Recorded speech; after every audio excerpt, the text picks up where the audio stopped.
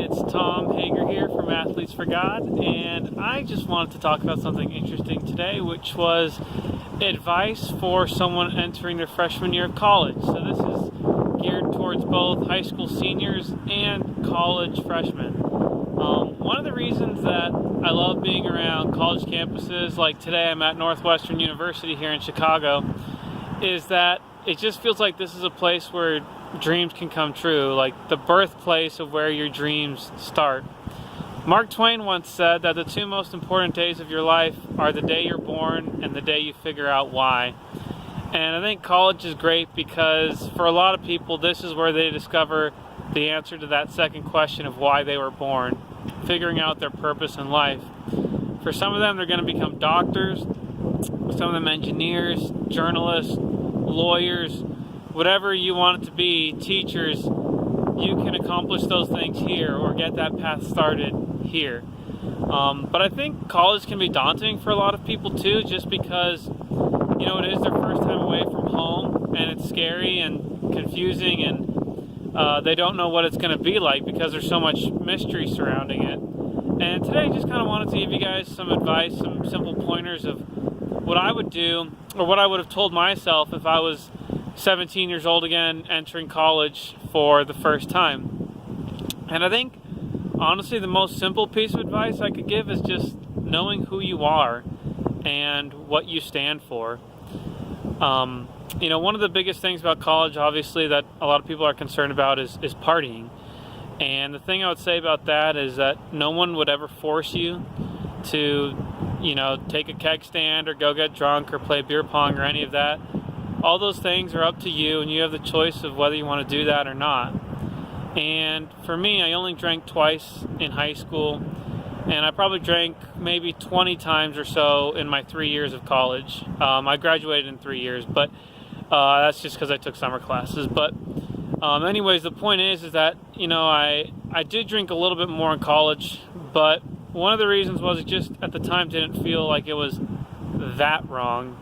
It kind of felt like some of the sins I had in my life at that point was like when you would put snooze on the alarm clock. Like, okay, maybe you shouldn't do that, but is it really going to, kill you? Well, looking back now, I wish I would have remembered who I was and what I stood for, because as a Christian, I know that I didn't need to do those things to be happy or to enjoy myself, and I didn't need other people's opinion of me to be validated of who I was and what I stood for. And the thing I stand for is Jesus Christ, and that I'm a child of God. And I don't get drunk anymore or anything like that. And I just wish I could have told myself that at the time, because unfortunately what would happen basically is I would drink and then I would say, oh, I'm not going to do that again, and then I would let 3 or 4 months go by, maybe 2 months. And then it felt like, okay, maybe I'll try it again. And because I was making up for lost time, once I had 1 or 2 drinks, my mindset was, let's do this, And I shouldn't have been like that. I should have known, Tom Hager, you're a child of Jesus Christ, and you didn't need to do that. In fact, on my 18th birthday, I could have died. I remember I was a freshman at the University of Wisconsin-Madison. The football team was playing a road game that night at UNLV. My parents came down to visit me from Green Bay, and we had dinner at Olive Garden, unlimited breadsticks. And then they dropped me off, and I basically had warned them that I was going to be drinking that night, subtly, but I didn't know what I was really getting myself into, and I started to drink and drink and drink and drink. And it's only by God's grace that I didn't die that night, wrapped up in my own sin of drunkenness. From what I've been told, my face had turned kind of white and my lips were turning blue, and I don't know if I had like a convulsion or a seizure or if I was shaking or what, but it was really bad. And all of that could have been prevented because I could have just had one drink and said, I'm done. I don't think the point of college is to isolate yourself from people who make bad decisions and say, oh, I'm not like them. In fact, Jesus hung out with people who were drinkers, tax collectors, prostitutes, sinners of all sorts. So I don't think the idea is to live in your own little bubble we're not around those people.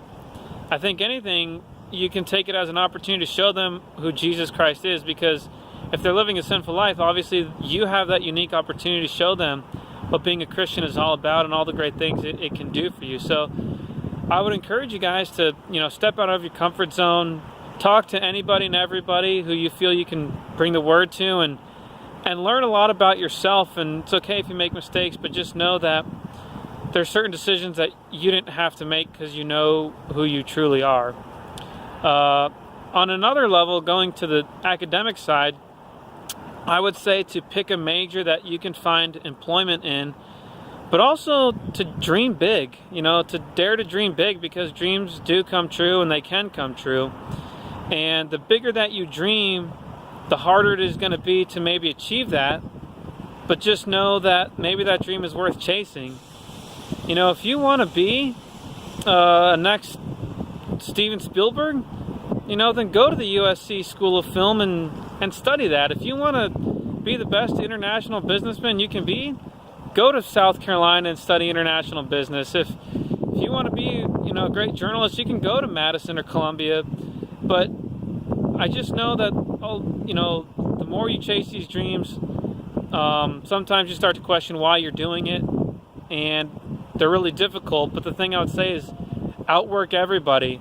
That gives you the best chance to succeed, is just getting that 4.0 in the classroom, doing as many internships as you can, not showing up late for class and not showing up hungover for class, but using this as your opportunity as a metaphor to serve God by being the best student you can be. And with that, this is Tom Hager from Athletes for God, and I will talk to you guys soon.